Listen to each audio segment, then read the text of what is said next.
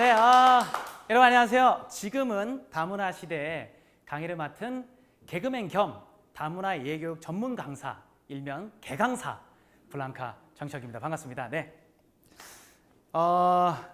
오늘 제가 이전의 모습과는 좀 다르게 예전에는 뭐 코미디 프로라든지 드라마, 영화에서 좀 우스꽝스러운 모습이라든지 코믹적인 모습들을 많이 보여드렸잖아요. 네. 오늘은 지금은 다문화 시대, 당신도 다문화할 수 있다라는 다소 좀 무겁다면 무거울 수 있는 주제를 가지고 여러분들하고 한번 이야기를 해보도록 하겠습니다.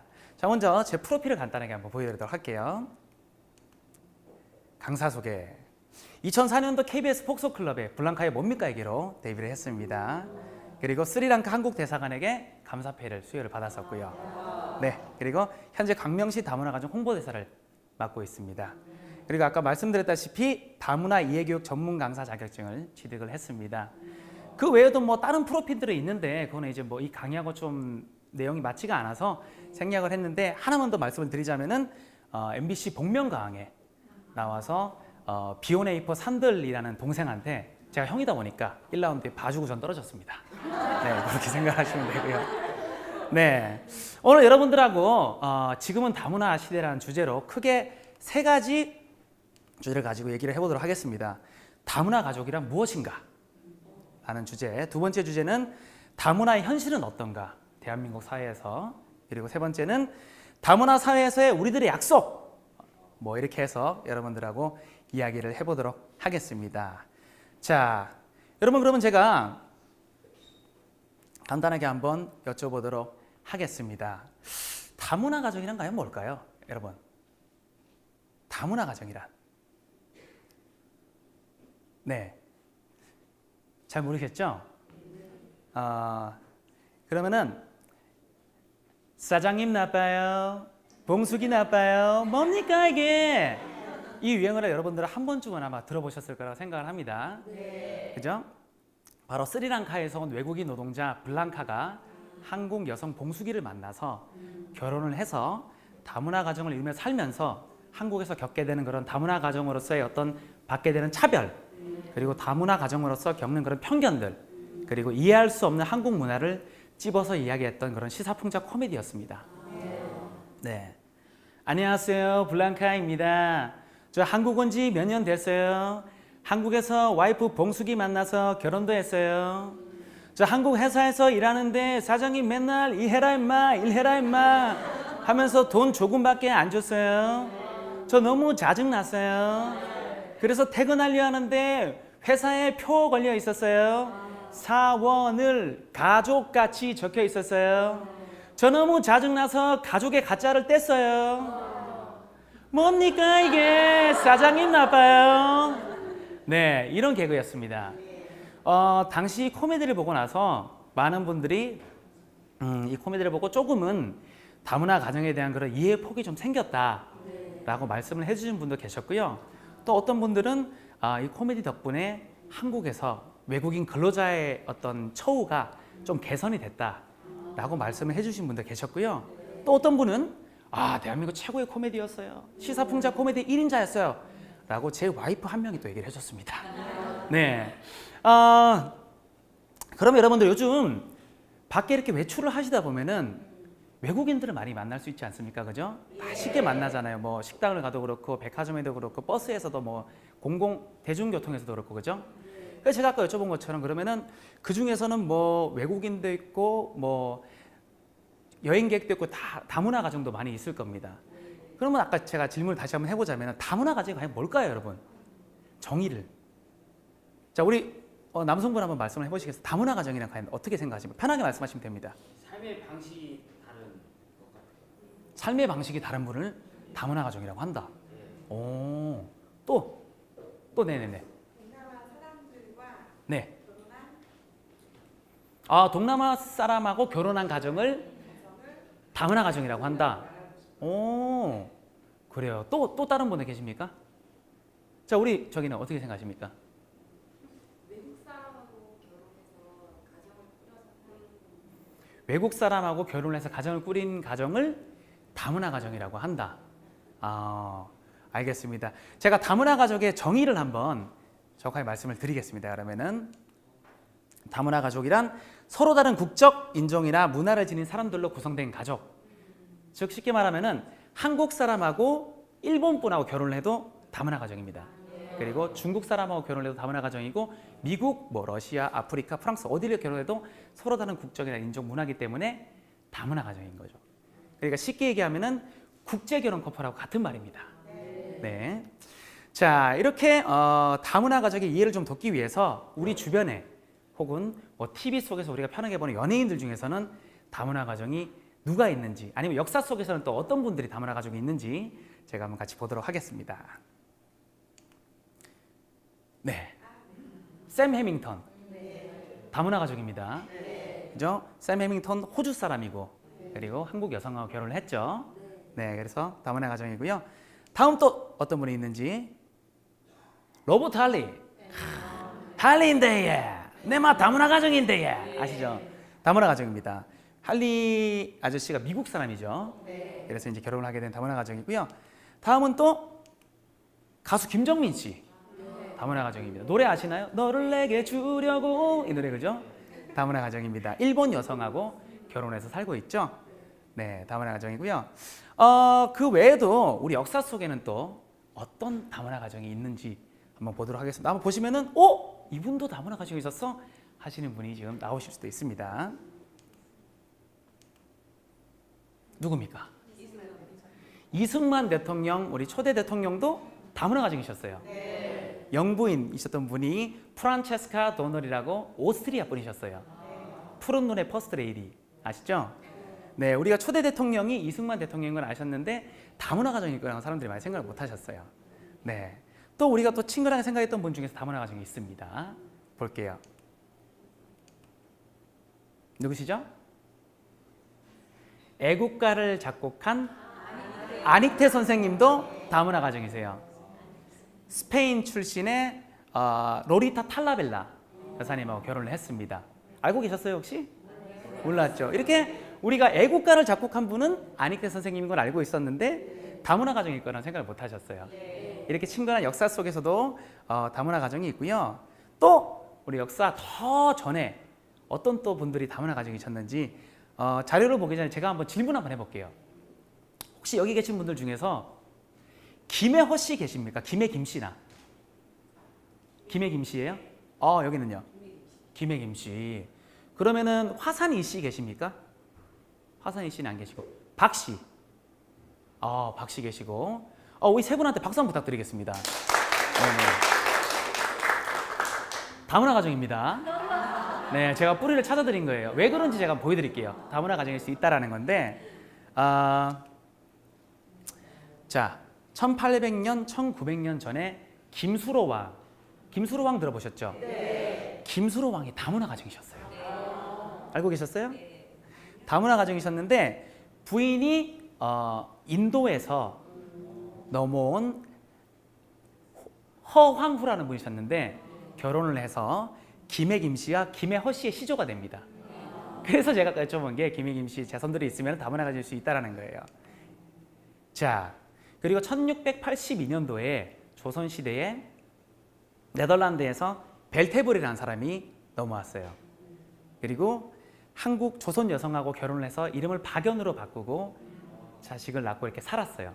그래서 박 씨의 후예들 중에서는 다문화 가정이 또 있는 거예요. 그죠? 그리고 또 보면은 고려시대 때 베트남의 왕 리롱뜨엉이라는 사람이 고려로 넘어왔어요.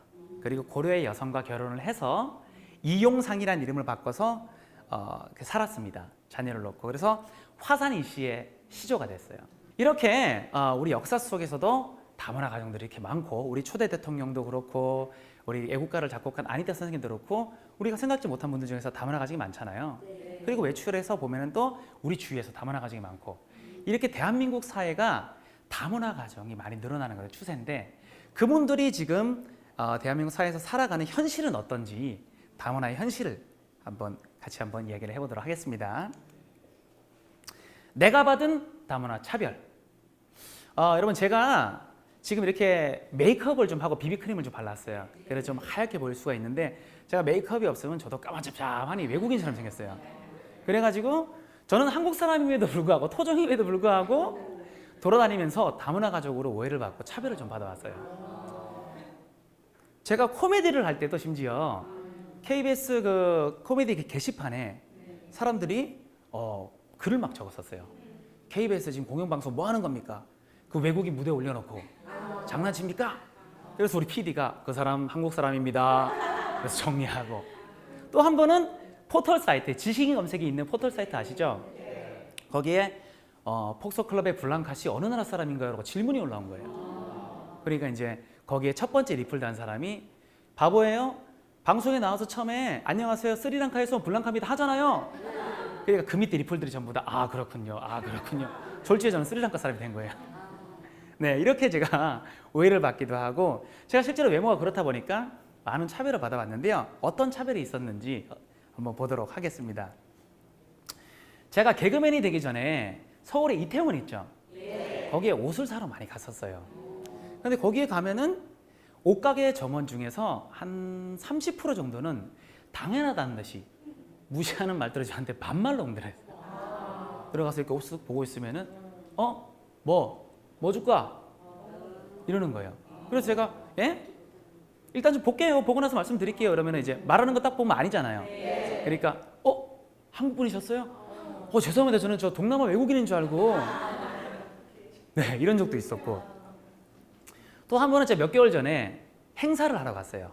개그맨을 행사를 하러 갔는데 이제 관계자들이 블랑카 씨 오셨다라고 하니까 이제 막 사람들이 막 오고 막 인사도 하고 하는데 어떤 젊은 친구가 저보다는 나이가 좀 어려 보였어요.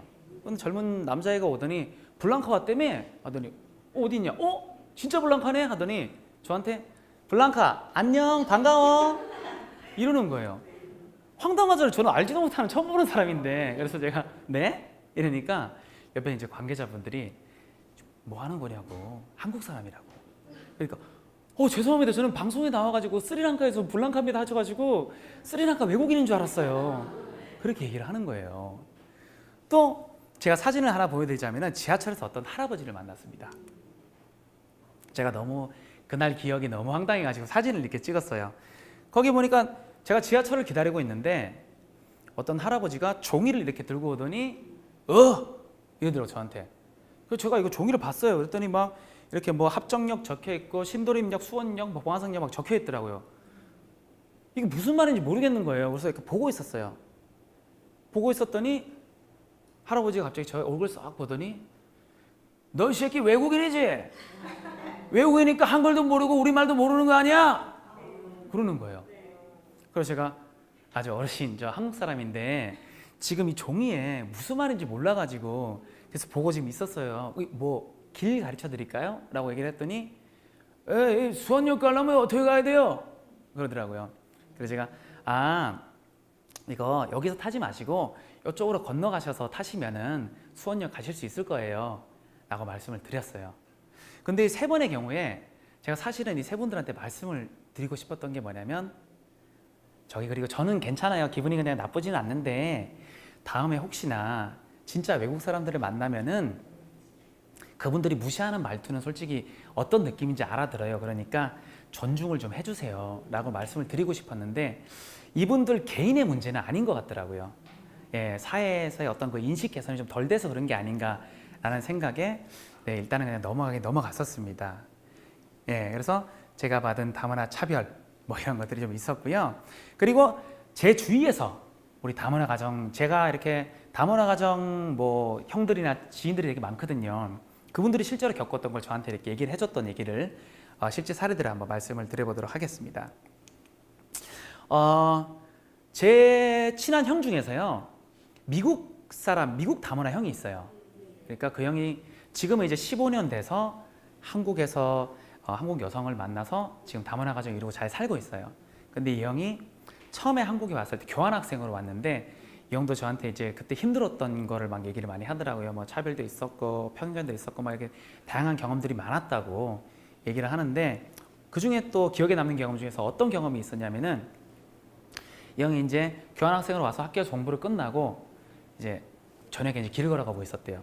그러니까 그 술집에서 젊은 친구들이 여러 명이 이렇게 술을 먹고 나와서 뭐 이렇게 또 담배 피우면서 얘기를 하고 있더래요.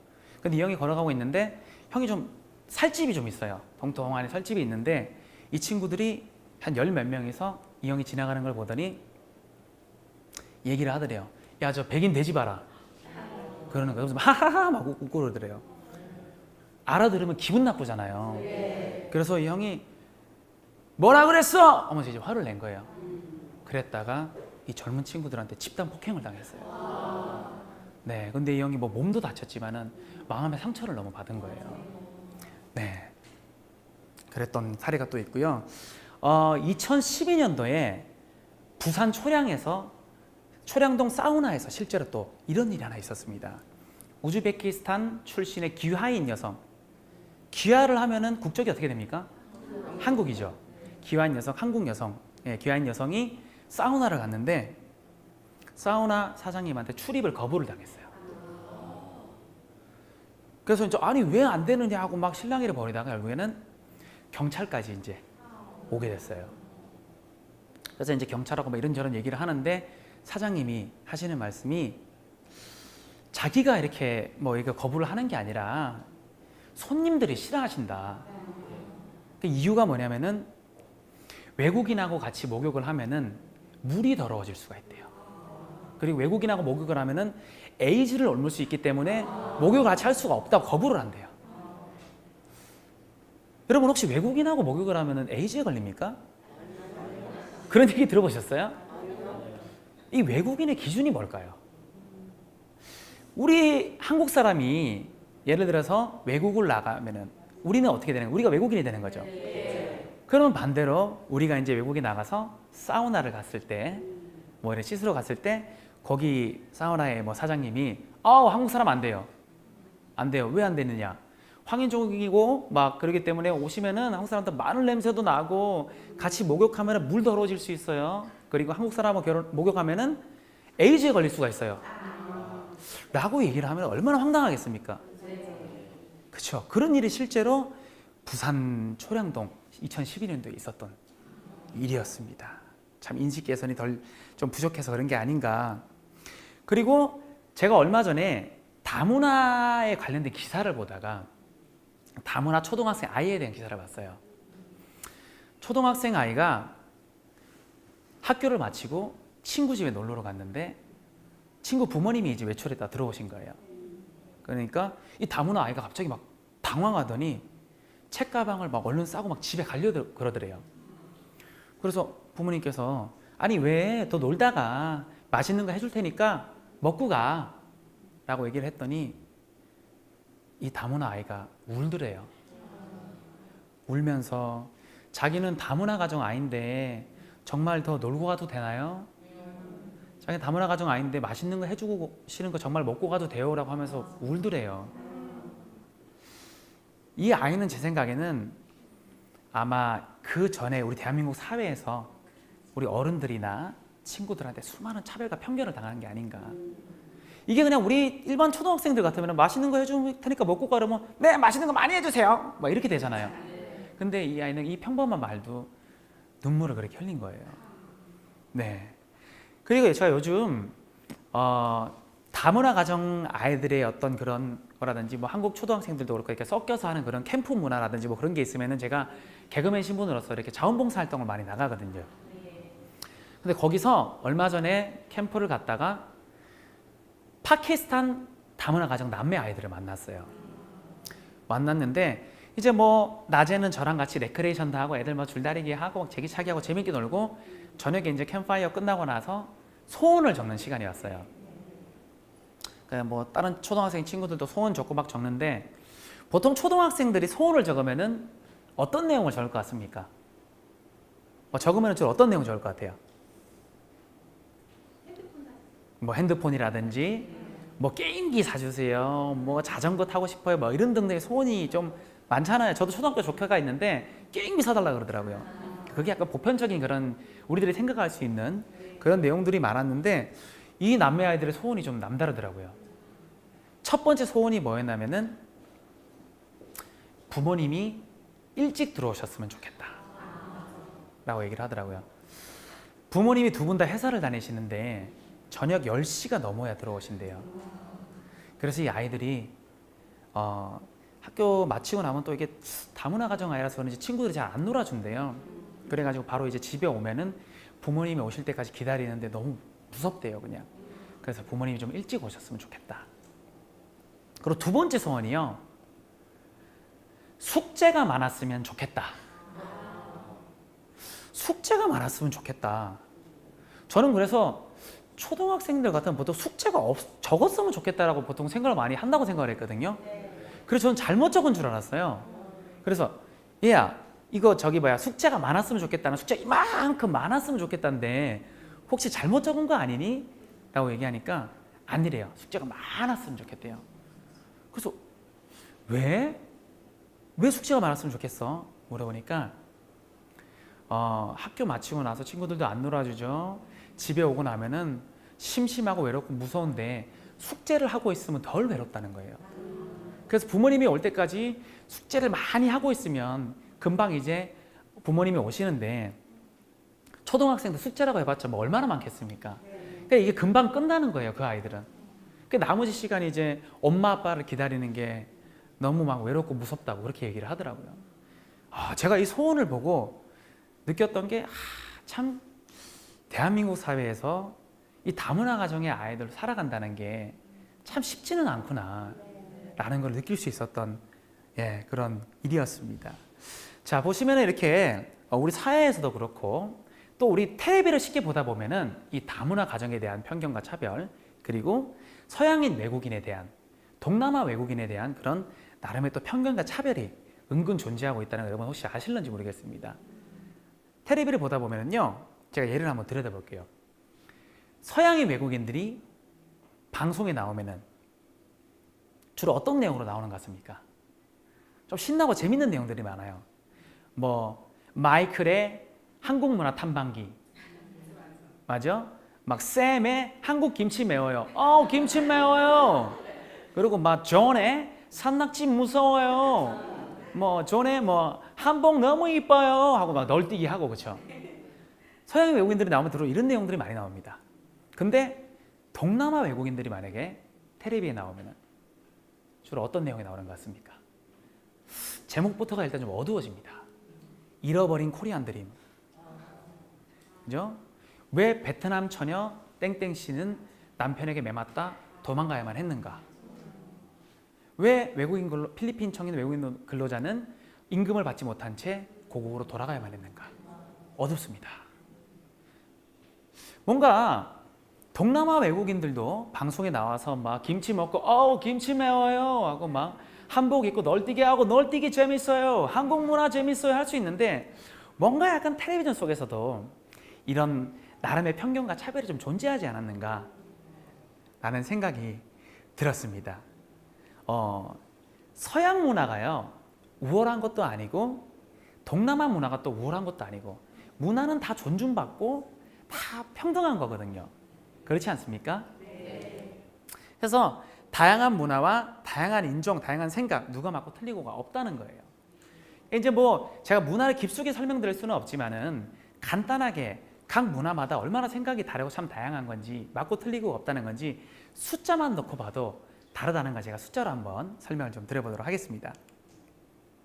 네, 나라마다 좋아하고 싫어하는 숫자, 문화마다 우리 대한민국은요 만약에 좋아하는 숫자가 있고 싫어하는 숫자가 있으면 보편적으로 뭐 어떤 숫자를 좋아합니까? 대한민국은 7을 좋아하죠. 3 좋아하고 싫어한다면 어떤 숫자를 싫어하죠? 4를 대부분 보편적으로 싫어하죠. 근데 이게 우리 문화는 그래요. 근데 호주 문화는요 6을 싫어합니다.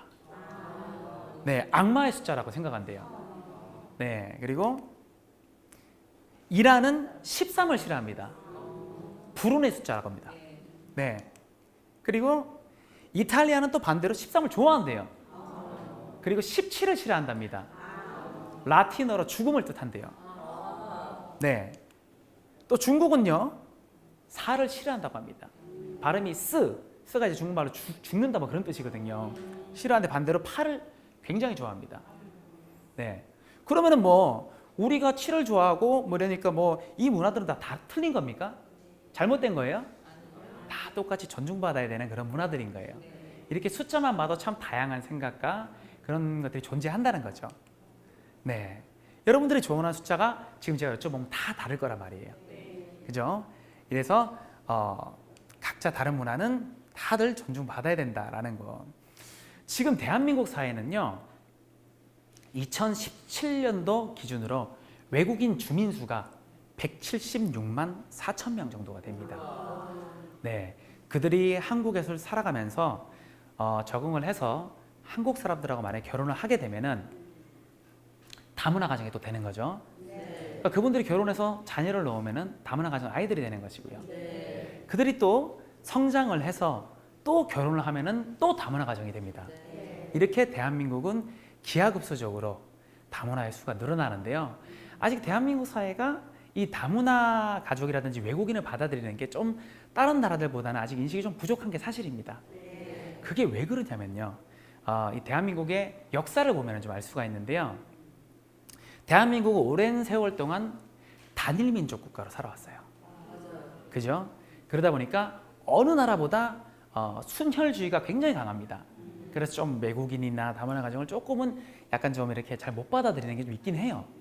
자, 그래서 제가 이 대한민국의 다문화 가족이라든지 이런 외국인 주민이 늘어나는 이 사회 속에서 우리들의 약속이라고 해서 우리가 좀 이렇게 같이 좀 지켜줬으면 좋겠다라고 생각하는 세 가지를 같이 한번 말씀을 드려보도록 하겠습니다. 그래서 첫 번째, 다문화 가족에 대하여 편견으로 대하지 않는다. 네, 좋은 말이죠. 편견으로 대하지 않는다라는 거는 편견에는 여러 가지가 있을 수가 있어요. 그 중에서는 뭐 좋게 생각할 수 있는 그런 온정적 편견도 안 된다는 거예요. 일부러 오바해서 막 잘해주려고 하면 그것도 상처라는 거예요.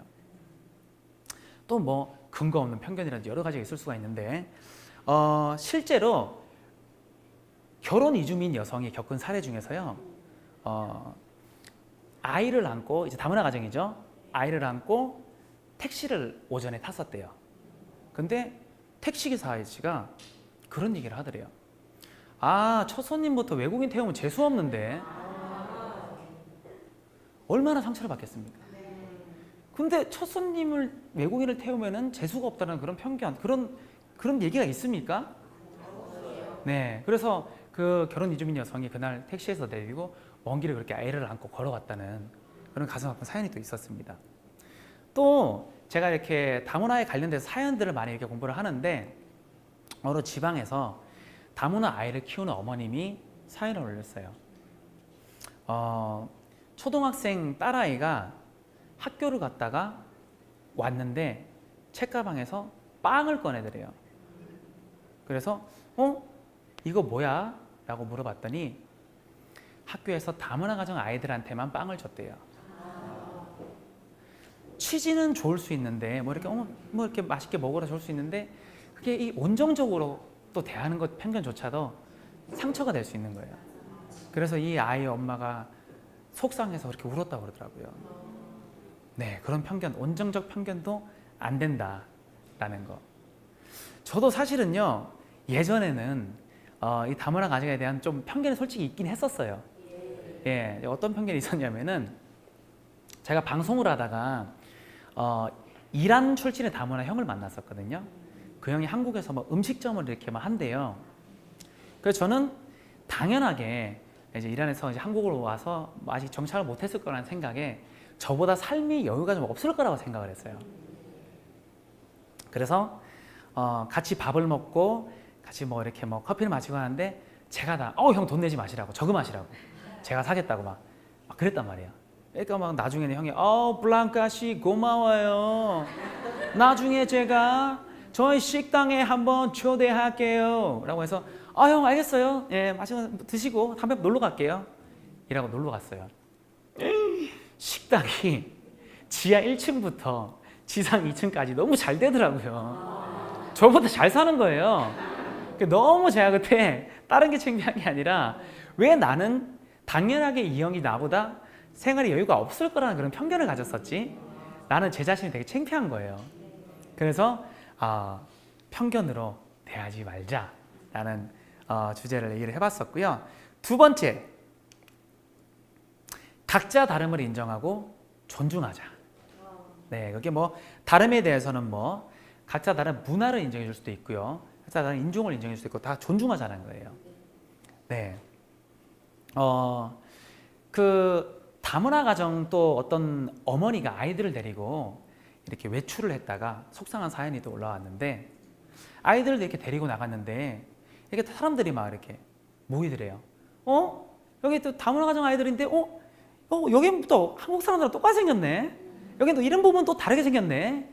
막 이렇게 무슨 동물원에 동물 구경하듯이 막 해서 어머니가 너무 속상하다고. 그냥 다문화 가정 아이면은 그냥 그렇게 인정해주고 존중해주면 되는데 뭐가 뭐 똑같이 생겼느니 어떤 분 다르니 그런 것조차도 얼마나 상처가 되겠습니까? 어머니 입장에서는. 그래서 너무 속상했다고 그런 사연이 또 올라왔던 일이 있었고요. 또 요즘 우리 대한민국에 보면은 다문화 가정이 늘면서 이제 학생들이 많이 늘 거잖아요. 다문화 가정의 학생들이 2017년도 기준으로 다문화 학생이 우리 대한민국에 10만 명 정도가 됩니다. 많죠. 그러면 이제 그 중에서는 다양한 문화를 가진, 다양한 나라에서 왔으니까 다양한 문화를 가진 그런 학생들이 많을 거잖아요. 그 중에서는 이제 말레이시아에서 어떤 여학생이 이슬람 문화를 가진 여학생이 학교에 이제 히잡을 쓰고 갔대요. 히잡을 쓰고 갔는데 이 친구들이 자꾸 놀린대요. 야, 히잡 이러면서 막 장난치고 놀린대요. 그걸 보면서 이게 참 학교에서도 비록 어린 친구들이지만 약간 그 다양한 문화에 대한 그런 이해와 존중의 그런 교육이 좀 필요하지 않는가라는 그런 내용이었던 것 같고요. 또 이번에는 또 외국인 근로자 다양한 문화에 대한 얘기를 좀 하자면은 한국의 이슬람 문화권의 외국인 근로자가 한국으로 왔는데요. 문화적 충돌 때문에 힘들다는 그런 사연이 있었어요. 뭐냐면은 이슬람 문화는요, 하루에 5번씩 기도를 합니다. 시간이 어느 정도 정해놓고. 그래서 그 나라는요, 밖에 뭐 어디 외출하면 어디라든지 기도실이 따로 항상 준비가 돼 있어요. 시간이 되면 기도를 해야 되니까. 근데 이분이 이제 한국에 일하러 왔는데 한국 문화는 그런 게 없잖아요. 그러니까 이 이슬람 문화에 대해서 존중과 인정이 안 되고 그냥 우리나라 문화는 이러니 그렇게 하지 말라라고 우리 대한민국의 문화만을 강요를 당하는 거예요. 그게 얼마나 힘들겠어요. 그러다 보니까 좀 이런 충돌도 생기고 막 그래서 그런 힘들다는 사연이 올라온 거예요. 그래서 조금은 우리 대한민국 문화만 강요하지 말고 다른 문화에 대한 인정과 존중이 좀 필요하지 않는가라는 그런 사연이었던 것 같고요. 그래서 제가 아까 말씀드렸다시피 다문화 가정 아이들에 대한 어떤 봉사활동을 많이 나간다고 그랬잖아요. 그래서 실천하는 게 하나가 있습니다. 뭐가 있냐면은 아이들 이렇게 만나면은 막 선생님, 막 선생님 뭐 텔레비 나온다면서요? 막 이렇게 애들이 막 앵겨요. 다들 순수하고 막 앵기고 막 장난도 치고 때리고 도망가고 막 이래요. 그럼 귀여워가지고 그래 하면서 막 이렇게 막 머리도 쓰다듬고 하는데 제가 하나 안 하는 게 태국, 라오스, 스리랑카 아이들을 만나면요 머리를 안 쓰다듬습니다. 그 나라는요 신체 중에서 머리가 가장 신성한 부분이라고 해서 아이들이라고 할지언정 머리를 절대 쓰다듬으면 안 돼요. 그래서 제가 그런 문화에 대해서 우리 한국 왔으니까 한국 문화는 안 그래 라고 하는 게 아니라 그 나라 문화를 인정하고 존중해 주는 걸 실천하고 있는 그런 사례죠. 네. 그리고 세 번째 우리들의 약속, 구분 짓지 말자. 다문화 가정이라고 구분 짓지도 말고 한국 가정이라고 또 따로 뭐 구분 짓지도 말자는 거예요. 무슨 말이냐면은 대부분의 뭐 학부형들이 안 그러실 텐데 어느 지역의 학부형들 사연 중에서 제가 참 보면서 속상했던 게 뭐냐면 다문화 가정 아이들이 학생들이 많은 학교를 보내지 않으려고 한대요. 네. 그걸 보면서 아니 뭐 다양한 문화가 있고 그러면은 이 아이들이 가서 이 문화에 대해서도 같이 친해지면서 배울 수도 있고 오히려 장점들도 많을 수가 있는데 그냥 막연하게 싫다고 안 보내려고 그러는 거예요. 그러면서 제가 참 구분 짓지 말고 참 인정해 주면 좋을 텐데 라고 해서 구분 짓지 말자라는 말씀을 드리는 거고요. 제가 광명시 다문화 가족 지원센터에 지금 한 몇 년째 지금 봉사활동을 나가고 있는데 거기에서 중국인 다문화 학생, 중학생을 만났는데요. 이 아이가 어느 날 저한테 고민을 얘기를 하는 거예요. 선생님, 학교 가기 싫습니다. 그래서 왜? 선배하고 싸웠대요. 왜 싸웠어? 잘 지내지. 좀 모르니까 이제 물어봤더니 학교 마치고 집에 가는데 선배들이 뒤에서 막 얘기를 하는 게 들리더래요. 야, 쟤 중국이다. 야 중국 중국. 기분 나쁘잖아요. 그래서 선배랑 싸웠대요. 네, 그걸 보면서 참 이 중학교에 우리 아이들한테도 그런 다문화 가정에 대한 그런 친구에 대한 존중과 이해, 구분짓지 말자라는 그런 교육이 좀 됐었으면은 참 이렇게 상처받아서 학교를 가고 싶지 않아 그런 학생이 없을 텐데 라는 생각이 들었던 내용이었습니다. 네, 제가 이렇게 다문화 가정에 대한 얘기를 하고 뭐 차별과 구분짓지 말자 그리고 외국인 근로자에 대한 코미디도 했었잖아요. 이걸 제가 이렇게 관심을 가지고 이렇게 하는 데는 이유가 있어요. 바로 제가 만난 사람들이 결정적 계기가 돼서 하게 되는데 그분들의 얘기를 좀 하도록 하겠습니다. 우즈베키스탄인 무자파르. 제가 2000년도에요. 병역 특례라는 제도. 그러니까 여러분들 잘 아실런지 모르겠지만은 남자들은 군대를 가잖아요. 군대 대신 3년 동안 회사에 일하면 군대가 면제되는 그런 제도가 있어요. 거기 회사에서 일하면서 외국인 근로자 형들을 많이 만났어요. 그 중에서 제일 처음 만난 형이 우즈베키스탄 출신의 무자파르 형이라는 형이 있었어요.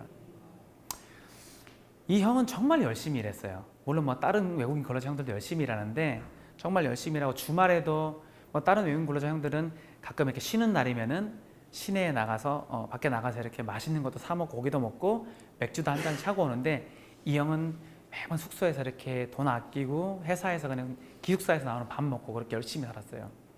현장에서 말투가 어눌하니까 또 외국 사람이라고 해서 좀 이렇게 현장 사람들한테 무시도 당하고 약간 뭐 야! 막 이렇게 막 욕도 좀 듣고 막 이렇게 했는데 그래서 제가 형 좀 이렇게 맛있는 것도 드시고 하세요. 왜 이렇게 고생하면서 이래요 형? 했더니 그 형이 자기 이렇게 사진을 하나 보여주는데 아들하고 와이프가 있는 거예요. 내 아들 와이프 이렇게 얘기를 하더라고요.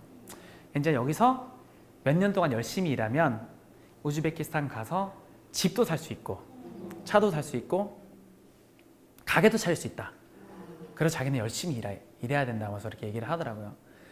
그래서 그렇구나 라고 하고 막 이렇게 지내다가 이제 이분들은 이 기간이 있거든요. 더 하고 싶어도 못 해요. 그래서 이제 기간이 끝나서 저랑 마지막으로 이제 밥 먹고 헤어지면서 이제 잘 가라고 인사하고 저랑 전화번호를 주고받으면서 계속 연락하자고 제가 나중에 언젠가 기회가 되면은 우즈베키스탄을 놀러 가겠다 형.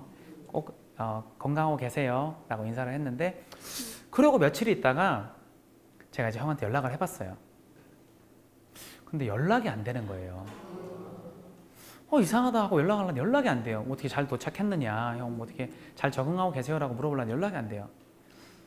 그래서 우리 회사에 아직 기간이 남아서 일하고 있었던 그런 다른 우즈베키스탄 형한테 내가 물어봤어요. 형 무자파르 형 연락이 안 돼요. 혹시 아세요? 라고 얘기를 했더니 이 형이 무자파르가 우즈베키스탄에 돌아가서 얼마 안 돼서 몸이 안 좋아져서 죽었대요. 슬프기도 되게 슬펐는데 그냥 저는 너무 미안했어요. 그냥 형한테 미안하더라고요. 그러니까 형이 나이가 그때 30이 다 됐는데 현장에서 막 25살, 3살 막 이런 동생들한테 막 무시당하면서 일하고 가끔 욕도 하고 야! 마! 하면서 막 이렇게 할 때 제가 한 번쯤 제가 그때 나이가 너무 어렸거든요. 21살밖에 안 됐었는데 한 번쯤이라도 그분들한테 이 형이 그런 무시하는 말들 다 알아들으니까 좀 존중 좀 해주세요라고 얘기를 했었다면은 어땠을까? 이 형을 조금만 내가 대변을 해줬으면 어땠을까? 이런 생각이 너무 미안한 거예요, 그냥. 그래서 나중에 내가 이제 그 일을 계기로 기회가 된다면 언제든지 좀 이렇게 이런 쪽에 의식을 개선할 수 있는 일이 있다면 항상 내가 좀 힘을 써야 되겠다라는 생각이 들었던 일이었던 것 같습니다. 그래서 나를 이렇게 이쪽으로 관심을 가지게 했던 우즈베키스탄 출신의 무자파르 형 이야기했던 것 같고요. 또 우리 회사에 중국인 외국인 노동자 류치 아저씨가 있었어요. 이 아저씨는 그 중국 사람들 중에서 나이가 제일 많아서 한 50몇 살이었나? 이랬는데 항상 보면 약간 좀 이렇게 이게 표현이 맞는지 모르겠지만 우리가 막 장난치고 그러면은 막 하오 막 현장에 형들이 막 20몇 살밖에 안 형들이 야마 막 이렇게 더 하오 막 이러고 되게 바보처럼 그러더라고요. 그래서 그냥 그런가 보다, 성격 좋은 아저씨인가 보다라고 생각을 했는데 어느 날 회사 마치고 공중전화로 가족들하고 통화를 하는 거 보고 제가 뭘 느꼈냐면은 우리가 이렇게 무시하고 편하게 대할 수 있는 이분이 자기 나라에서는 자기 가족들한테는 소중한 아빠일 수 있고 소중한 가장일 수 있구나 해서 제가 사람들한테 이 유치 아저씨 좀 이렇게 잘 좀 대해주세요 이렇게 얘기를 했는데 나중에 유치 아저씨가 제 코미디 하는 걸 보고 다른 조선족 친구를 통해서 연락이 온 거예요. 이 조선족 친구가 이제 제가 이 코미디를 하는 내용을 얘기를 해줬나 봐요. 그랬더니 고맙다고. 우리들이 지금 이제 한국을 떠났지만 그래도 우리들의 어떤 고생하는 내용들에 대해서 이렇게 신경을 써서 고맙다고. 그걸 듣는 순간 너무 뿌듯한 거예요. 그래서 앞으로 내가 진짜 이런 뿌듯한 마음이 들게 많은 이분들을 위해서 할 수 있는 거 좀 해보자 라는 생각이 들었던 그런 사연이었던 것 같고요. 제가 또 친하게 지낸 몽골인 다문화 형이 있는데요. 이 형이 처음에 한국 왔을 때 한국 여성을 만나서 이제 결혼을 하려고 그러는데 반대에 부딪혀가지고 결혼을 바로 하지는 못했어요. 그래서 이제 혼인 신고를 해야지 정식으로 인정을 받는데 그게 아니면은 뭐 정확하게 모르겠지만 이게 체류 기간과 여러 가지 좀 복잡한 문제가 있나 보더라고요. 그래가지고 이 혼인 신고를 못 하다 보니까 약간 불법 체류자 신분이 뭐 될 위기에도 놓이고 막 이랬었나 봐요. 그래서 이제 이 형이 저한테 만나자 그래서 막 블랑카 씨 뭐 이러이러한 부분이 너무 힘듭니다. 혹시 주위에 아시는 분이 없냐 뭐 이렇게 물어보기도 하고 해서 형 뭐 제가 어떤 부분을 도와드릴 수 있겠습니까? 라고 하고 했는데 제가 사실은 법적으로는 이 형이 어떤 뭐 체류 기간 문제나 이런 걸 도와주지는 못했는데 나중에 결국에는 여성분하고 허락이 돼서 결혼을 해서 가정을 이루게 됐는데 그러고 나서 형이 저한테 그러더라고요. 너무 고맙다고. 형 나는 뭐 형 그거를 해결해 주지도 못했는데 뭘요라고 얘기를 했더니 그냥 블랑카 씨가 나 이렇게 내가 힘들다고 뭐 이런 부분을 막 고민을 얘기할 때 그럴 때 만나주기만 했을 거라도 자기한테는 되게 큰 힘이 됐다고. 그래서 자기는 지금 너무 잘 살고 있다고 그런 얘기를 해서 나중에는 뭐 이 형 돌잔치 때도 내가 가서 사회도 보기도 했고 했었는데 그때 느낀 게 내가 뭐 이렇게 돈을 뭐 이렇게 줘서 도와주거나 아니면 내가 다른 걸 어떤 걸 해주거나 이게 아니라 이렇게 다문화 가정이 된다는 게 쉽지가 않은데 이때 내가 그냥 만나서 이 형의 얘기를 들어주고 뭐 그럼 제가 어떤 분을 할 수 있게 이렇게 따뜻한 말 한마디라도 할 수 있다는 게 이런 한국에 살아가는 다문화 가정 형들이나 뭐 친구분들한테 얼마나 큰 도움이 되는지 느낄 수 있었던 그런 내용이었던 것 같습니다. 세계의 다문화 가족 간단하게 좀 좋은 예를 좀 들어보자면은 선진국은요 다문화 가족이 뭐 차별이 어떻다 저떻다 얘기할 것도 없이 너무나 이 다문화 사회가 잘 돼 있어요. 간단한 예를 들어보자면은 여러분 테슬라의 최대 주주 앨런 머스크라는 사람이 있는데요. 이 사람은 뭐 전기 자동차 알죠? 그것도 엄청나게 개발해서 만들고 막 미 항공우주국 뭐 나사보다 더 대단한 로켓을 민간인 신분으로 만들어서 막 쏘고 엄청 대단한 사람이에요. 미국에 살고 있는데 이 사람이 출신이 남아프리카 공화국 출신입니다. 그래서 성인이 돼서 미국으로 넘어온 이민자 출신이에요. 만약에 이 사람이 미국에서 뭐 우리나라처럼 이렇게 막 이주민 출신이라고 해서 막 이렇게 차별을 받았다면은 이렇게 성공할 수 있었을까요? 아마 그냥 앨런 머스크도 사장님 나빠요 하고 그냥 남아공으로 떠났을지도 모르는 그러는 겁니다. 그죠? 예, 그리고 또 다른 뭐 예 중에서 뭐 유명한 축구 선수 지단도 있고 하인스 워드. 여러분 하인스 워드 아시나요? 네. 아시죠? 미국인 흑인 아버지와 한국인 어머니 사이에서 태어난 세계적인 미식 축구 선수. 이분도 다문화 가정 출신인데 마찬가지로 차별을 받고 뭔가 받아들여지지 않고 막 너는 뭐 다문화 가정이기 때문에 운동 안 돼 뭐 이런 식으로 차별을 받았다면은 어떻게 됐겠습니까?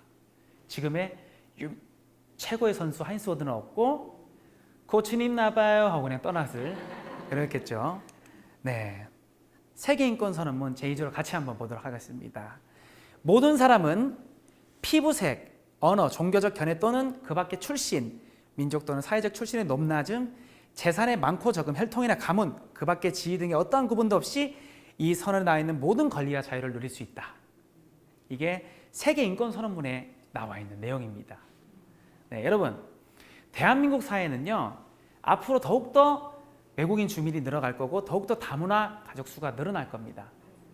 그들이 피부색이 다르다고 사우나에서 쫓겨나는 나라가 아닌 말투가 어눌하다고 무시받는 나라가 아닌, 다문화 가정 아이가 친구 집에서 눈치 보듯 도망가는 그런 나라가 아닌, 무지개의 7빛깔의 각자 개성의 빛을 내듯, 그래서 어우러져서 7개 아름다운 무지개 빛이 되듯 각자 나름 개성을 존중받고 인정받는 사회, 그런 다문화 사회, 다문화 세상, 무지갯빛 대한민국이 되었으면 좋겠습니다. 지금까지 다문화 예교육 전문 강사 개그맨 브랑카 정철기였습니다. 감사합니다.